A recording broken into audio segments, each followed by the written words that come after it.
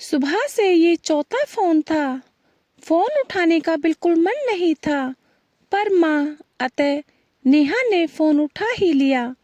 Hello माँ, बोलो। बोलना क्या है? घर में सभी तुम्हारे जवाब का इंतजार कर रहे हैं। तुम जवाब क्यों नहीं देती? माँ, इतना आसान नहीं है, मुझे सोचने का मौका तो दो। नेहा ने बुझे स्वर में कहा।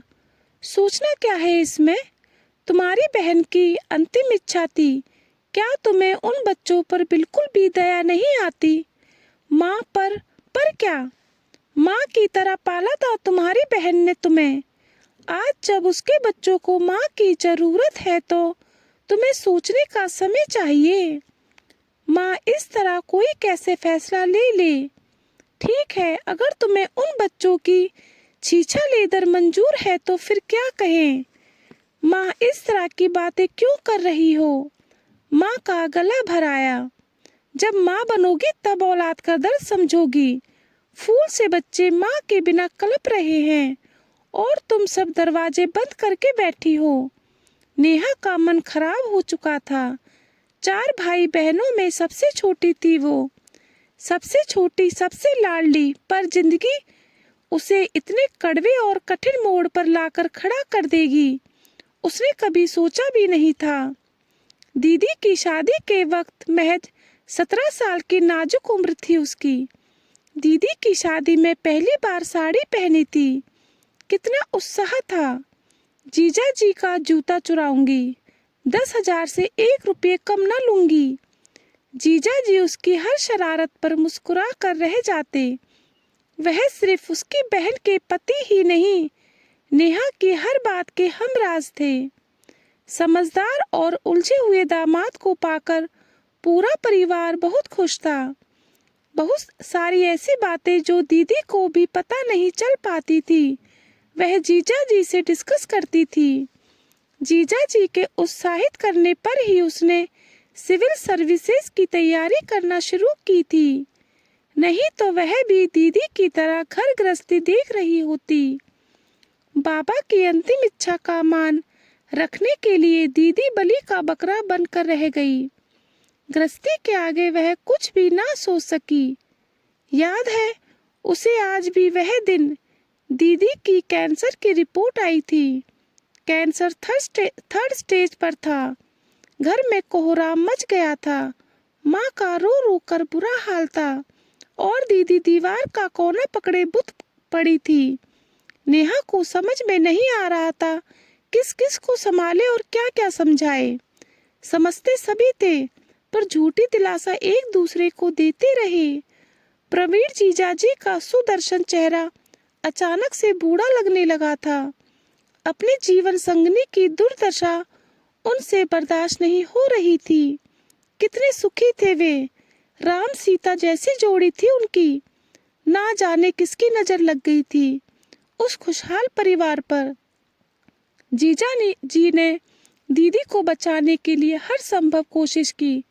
कहां कहां नहीं दौड़े, किस किस के आगे हाथ नहीं जोड़े, पर पत्थर का भगवान भी पत्थर हो चुका था। जीजा जी की आलीशान कोठी, रुपया पैसा सब धरा का धरा रह गया और दीदी हमें रोता बिलख तक छोड़कर चली गई। घर मेहमानों और रिश्तेदारों से भरा हुआ था। नन्ही परी माँ के लिए बिलखते बिलखते नेहा की गोद में ही सो गई थी। दीदी की चचिया सास कनखियों से नेहा को बार बार घूर रही थी। बहुत देखा देखा चेहरा लग रहा है। मैं परी की मौसी हूँ। चाची जी ने सोती हुई परी के सर पर हाथ फेरते हुए बड़े व्यंग से ढंग से कहा। हाँ भाई, परी के लिए तुम माँ सी हो। नेहा गुस्से से तिलमिला गई। वो पैर पटकते परी को लेकर कमरे में चली गई। इन 13 दिनों में हर आने जाने वालों की निगाहों में उसने यही सवाल तैरते देखा था। कितना रोई थी उस दिन वो। माँ, दीदी को गए 4 दिन नहीं हुए और लोग जीजा जी की दूसरी शादी के बारे में सोचने लगे। वो माँ के गोद में सर रखकर सिसकने लगी। ये दुनिया ऐसी ही है, जानती हो। आज एक महिला आई थी, मुझसे ही तुम्हारे जीजा जी के लिए अपनी तलाकशुदा बेटी के रिश्ते की बात कर रही थी। नेहा आश्चर्य से देखती रह गई। नेहा, दुनिया ऐसी ही है। एक अच्छा जीवन जीने के लिए आलीशान मकान, नौकर चाकर और रुपया पैसा किसको नहीं चाहिए। नेहा का मन खिन्न हो गया। दीदी के सपनों का महल यूं आहिस्ता आहिस्ता ढह रहा था। धीरे धीरे सारे मेहमान चले गए। नेहा भी सामान पैक कर रही थी। तभी मासी आप जा रही हैं?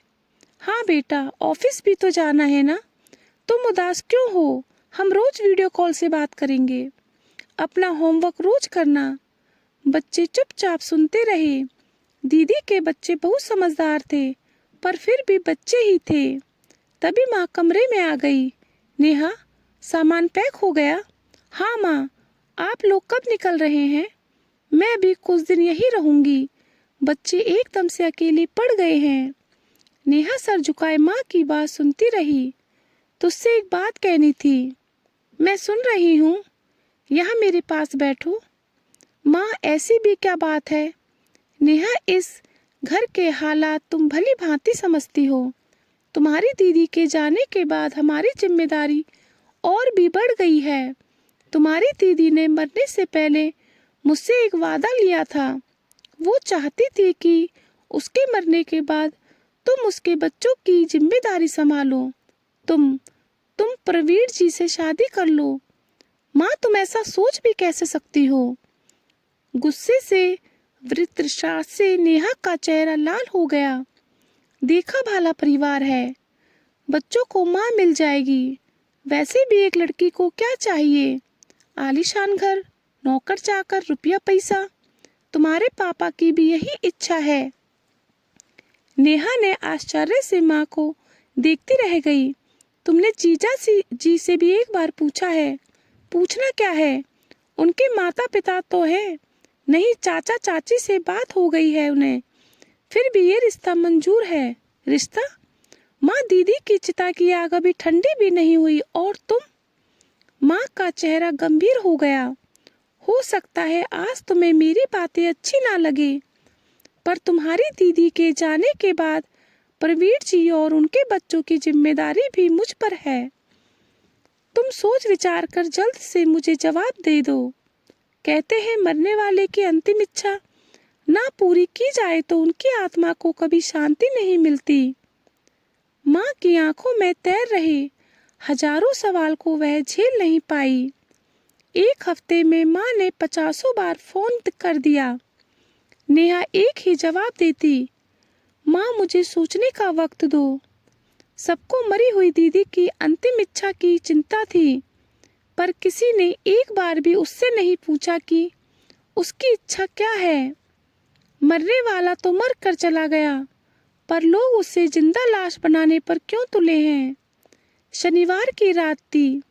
नेहा हाथ में कॉफी का मग लिए छत पर सुकून के साथ चंद पलों की तलाश में आकर बैठी थी। आसमान में चांद अकेला था। वो भी तो आज कितनी अकेली थी। सब अपनी जिम्मेदारियों से मुक्त होना चाहते हैं, और वो आखिर क्या चाहती थी? नेहा की आंखों के सामने जीजा जी, परी और गोलू का मासूम चेहरा उभर आता। नेहा ने आंखें मूंद ली। आखिर एक लड़की को क्या चाहिए? एक खुशहाल परिवार, रुपया पैसा, घर, बस क्या यही चाहिए था उसे अपनी जिंदगी से? आज अगर वो माँ की बात मानकर शादी कर ले तो उसे इस रिश्ते से क्या मिलेगा? दीदी की परछाई होने का दर्जा, दूसरी पत्नी, दूसरी माँ।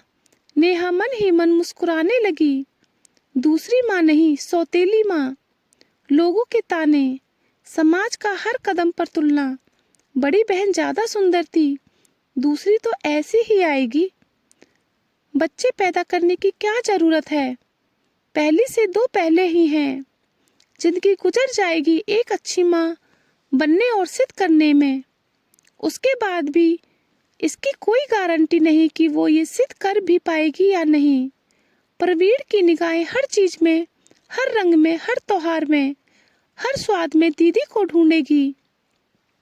तिनका तिनका जोड़कर अरमानों से सजाया हुआ दीदी के उस घर में एक फूलदान सजाने में भी उसके हाथ कांपेंगे। हर पार्टी, हर उत्सव में लोगों की सवालिया निगाहें उसे तार तार करेंगी।